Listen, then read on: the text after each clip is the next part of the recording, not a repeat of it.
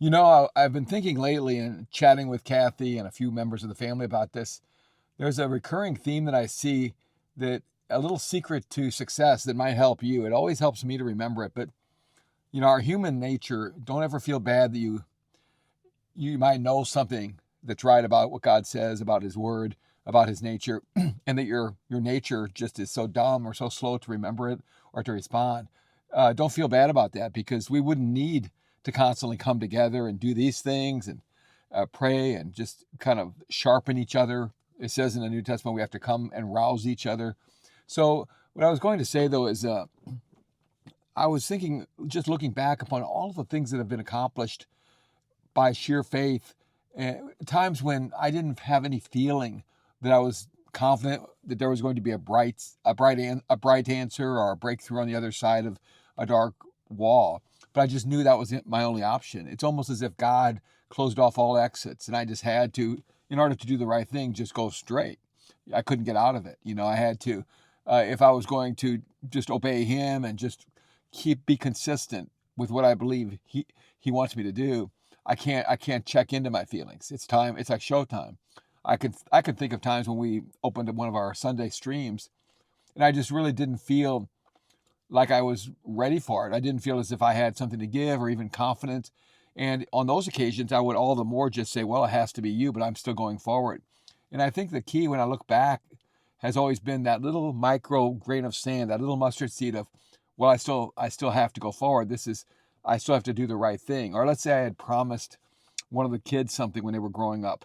In order for them to feel consistent about God being consistent, I always wanted to never take away a promise, never change plans, and just be consistent. Go by the truth, go by what their needs are, what it would come across to them as, especially when they're so little, rather than what I wanted to do. And I just knew that in order to convey that to kids, I had to be consistent. And so I find that, now I'm able to help people a lot in just sessions like this and one on one, that to kind of steer people away from the temptation to go by your feelings all the time, because we all have the feelings. I mean, even just times of year, times of day, cloudy versus sunny days.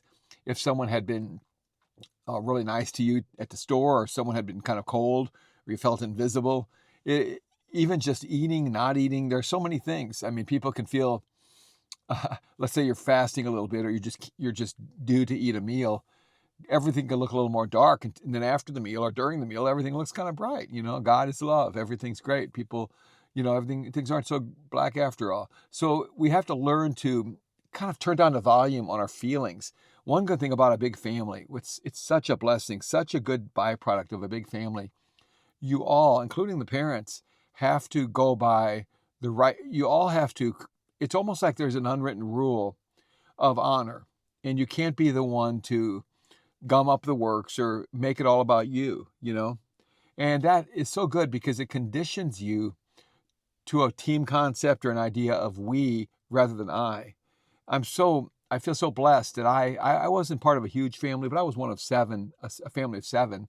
And what really helped was just going to school and having, I went to a Catholic school, and it was very, very disciplined. The nuns were just very good, and it just teaching us the moral right and wrong. Later, when I was 16, I was baptized in the Spirit, and since that time we've been ministering to the body of Christ in general, but still to a lot of people. Well, from a lot of Catholics, a lot of Baptists, Methodists. It doesn't matter. We're all we walked into a general Christian outreach, a general approach. But I still can find in each denomination strengths. And in one of the good things about the nuns and the way they educated, they cared. They laid down their lives to the idea of educating kids. I learned my English basics. I learned right from wrong, learned the Bible, and it really, it's just really the undergirding, the foundation.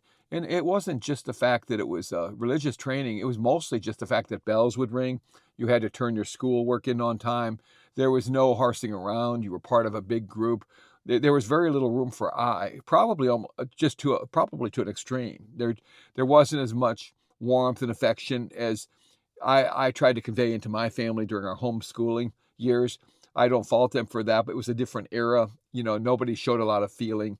Even if you look at footage of baseball games, people would not pat each other in the back or hug each other as much. Guys would feel uncomfortable with that. Now everybody's a lot more open. But I just one thing that did help about that upbringing is you were raised to not expect that much to come your way for you, and it kind of trained your flesh to kind of stay within a box. And I'd rather be raised with those truths, because I've heard it described as an orb of truth, or ORB, a balanced ball. And there is the kind of the challenging side, drinking from his cup. Remember when John and James, their mother, wanted them to be able to sit at the right hand of Jesus, and it wasn't just something to be taken lightly. So Jesus said, well, can they drink from the cup? Basically there are two guys there, and they would, their mother's very proud of them. And the idea was, can they drink from the cup that I'm going to drink? It's not just something easy or everyone would do it. It is a narrow road, but it's still by grace. And I'm glad that I was raised with that part of the gospel and the whole orb of truth, rather than the free grace, just do what you want. Anything goes. God's going to forgive you. It's sort of like an endless credit card of grace. Just keep, oh, well, you're human. And I think I'd rather, again, start with the hard part. Sort of like eating your vegetables and your broccoli first and then getting dessert. And it helped to be raised that way. And then later to find out about things like the baptism in the Spirit and the freshness of the Spirit and all the warmth and all the, I never really just really drank in all the things that God, like in Romans 8, nothing can separate us from the love of God. And, in 1 John 3, see what love the Father has bestowed on us and letting us be called children of God. So I started to drink that all in, and have been doing so for 52 years since I was baptized in the Spirit. And that was in the spring of 73. And it was also the spring when I met Kathy. And since that time, even then, after all of these years, my silly flesh still wants, it says, well, I don't see God on the horizon to answer this. Where is he? You have to walk by faith, by what his character is and by what his word is, and also his track record with other people and in our lives. And now I can look back and see, with all of these years, I can see that he is batted 1,000. He never has tempted me beyond my strength. So if I'm in a situation that just seems overwhelming and I'm moving closer and closer to it, I know that he will either take away the thing that is so overwhelming, or he'll give me the strength, so that by the time I get there, it seems very manageable. For example, if you would have asked me before we had our first child, because I was going right away, we were going to the Lamaze natural birth classes back in 1980 before Paul's birth, and in those days it was kind of new. So I was not very much relishing the idea of being, in the delivery room, and I wanted to be with Kathy and see our new baby, but I didn't know what it would be like with all the bleeding and how I would handle it. I'd never been in a situation like that, but it was so fun and so easy. And I went through it 14 times, and I could do it again tomorrow. It was very, like, you can't listen to your feelings. There were times when I would do something or be called upon to do something, maybe give a talk before an unfamiliar crowd, and it would seem just like, oh wow, I'm just leaping into the unknown. But by the end of the evening, it was like, oh, I'm in a comfortable, easy chair. I know, oh, this is great, talking to these people I've never met. I feel like I've known them forever. So I've learned never to believe ahead of time what your feelings are. Go by the facts, and you have to internalize certain truths, like Romans 8. Nothing can separate me from the love of God, made visible in Christ. Jesus Christ is the same yesterday, today, and forever. Every hair on our head is numbered, and just all of these things that the rock, the idea in Matthew and other places, talking about building on a rock. So I just want to pray right now that God would set you, or any of us, free from excessive reliance upon moods, feelings, self-pity, hurt. I just want to pray particularly against any hurt, just asking God would just drain that out of us. We have to let it go, because it can be a comfort blanket, a sympathy blanket, a self-sympathy. We have to give up all excuses to have self-pity, because then that leaves us responsible, doesn't it? We have to, if we take away the excuses to sort of just sit down and feel sorry for ourselves, or say, these people are the ones making me feel this way, we've just given people a whole lot of power over us. But we can take back that initiative and say, no, they don't get to control how I feel. It might be a little harder now because they weren't as helpful or as supportive as I thought they should be, or maybe they someone has misunderstood me, but that doesn't change who I am. I'm just as valuable to God. Jesus still died for me as an individual, and my source is him anyway.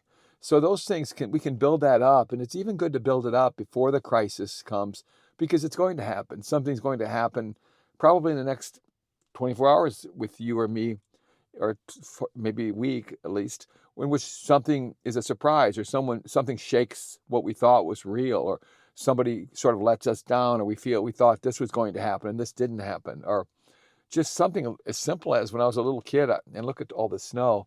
Uh, I love snow, and I would just, we didn't have any, we didn't have all the phones and all the apps to tell us when it would snow. So all I could do was check the daily newspaper. And I remember it would be tossed in the afternoon upon our porch, and I would look at the weather. It was at the bottom of page 1, I believe.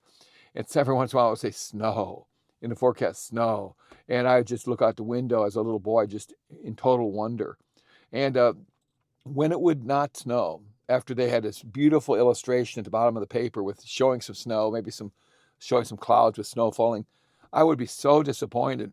I didn't know where to register my complaint. But over the years, I learned to let God be my shock absorber. That was when I was young. And in high school, right before I was baptized in the Spirit, in March of '73, really the same month that I went to the Spirit-filled prayer meetings for the first time, 2 big disappointments hit me. It rocked me. One was a friendship in high school that with a girl, I'd hoped it would go farther, and we stayed friends, but I had put too much stock in that. I was always kind of an all or nothing guy. And secondly, probably really devastating to me was I had really practiced and tried all winter long, and prior to that too, to become the best baseball player I could be. And I wanted to make the varsity and be a starter, and just set records in hitting so that Major League Scouts would see me in high school. Well, what happened is I made the varsity, but I didn't play very much, and it was far below what I had hoped. And I just remember being out on a March day, kind of lonely in the back of the high school, feeling desolate. But it was perfect timing, because within a short time I was invited to these beautiful prayer meetings, and I've never been the same since then, because the love of God and the love of God in the community changed me. I had rough times. I continue to have rough times. I mean, we're still in a human body. Even Jesus, right at the ultimate, on the very doorstep of his mission to die on the cross, he prayed that he could get out of it. I have a commitment tonight that I don't really feel like going to. Actually, two. I kind of wish I could just stay home and be with Kathy and but hey, I think that I know I should do this, and it's going to be something I look back upon with joy. So I'm going to give it 100%. And those are things that are little versions of going straight forward and not avoiding the cross. And we often will say first, "Oh, I wish you would pass away." But usually it doesn't. I mean, there were times when I had a really long day of work ahead of me and I felt so tired, I hadn't had much sleep, and I would say, we were in the court reporting profession. I said, "Oh, I wish these depositions would just somehow cancel today, God. Oh, please." Sometimes they would. Most of the time they wouldn't. And I would be given graces to go through the day, and then look back and say, "Well, I'm glad they didn't cancel, because I really needed to make that money for my family." I would have still made the money, but it would have been delayed by another day or two. Now I'm this much ahead of the game. I think, one of the biggest, the most common, two of the most common things you can do to make a decision that your future self will love is to refrain from anger or saying anything you ever regret later. And B, if you're trying to stay in shape and do the right thing, stay in condition, stick with a certain number of calories and just decide ahead of time what you're going to eat, and get busy and fill up that emptiness with other things. Let other things cause you to have a zeal and an appetite. I have an appetite to do these. And so that is replacing me eating right now. I'm delaying supper right now to do this. In fact, after this, I'm going to do another one on Facebook. And by the way, please check out I would appreciate it. I don't know if anybody, let me know if if anybody's listened to this point. I think most people by average don't listen to the entire talk of something. If anybody got to this point, just drop me a comment, and I'd be curious, because a lot of people, I do it too. We just sample something. But if I was going to say, please continue to watch our videos to the end. It helps build up the watch hours, and that will help us advance and get to a much wider reach, or the way everything works. And also, just please share it with others and encourage them to watch them. And please subscribe to this channel if you haven't done so. And above all, please continue to pray for the other people who are in this growing little community, and pray for us. And God bless each member here, each person who's dropped in today watching this replay. Be with them, God, and help us as we move forward to a live YouTube uh, stream. We're hoping to do that as more people know about this. Right now, there are so few who know that if I would go live, it would be just like a recording, for the future, like we're doing. I'm recording for the future now, but I'm looking into that as we grow. So please help that membership build up. Thank you. We'll see you next time.